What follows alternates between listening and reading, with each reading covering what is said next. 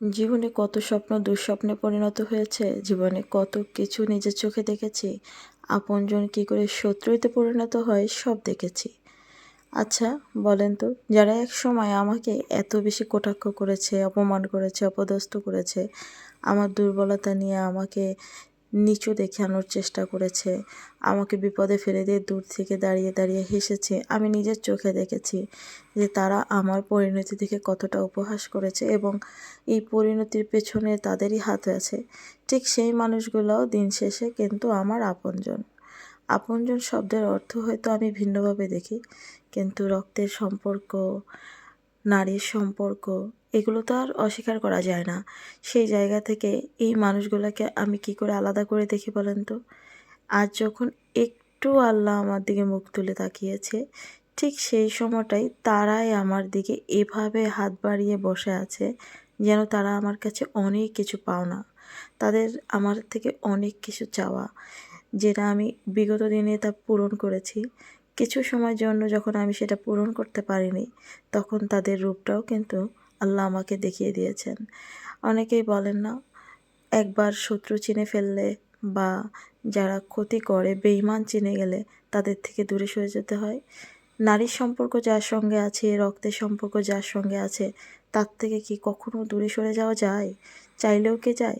তাহলে তো সেই বিপদের সময় তারা যখন আমাকে পিঠ দেখিয়েছিল, যারা যখন আমার পেটে ছোরা মেরেছিল, তখনই তো সরে যেতে হইতো।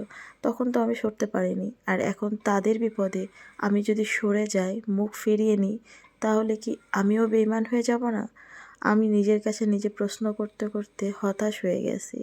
আমি ক্লান্ত হয়ে গেছি, আমি বুঝতে পারছি না যে কী করা উচিত আমার। দিন শেষে আমি না অসহায় হয়ে যাচ্ছি, কারণ না পারছি আমি তাদের থেকে মুখ ফিরিয়ে নিতে, না পারছি তাদের পাশে যেয়ে দাঁড়াতে। কারণ বিগত দিনের কথাগুলো, পুরনো স্মৃতিগুলো আমাকে প্রচণ্ড রকমের আঘাত করছে।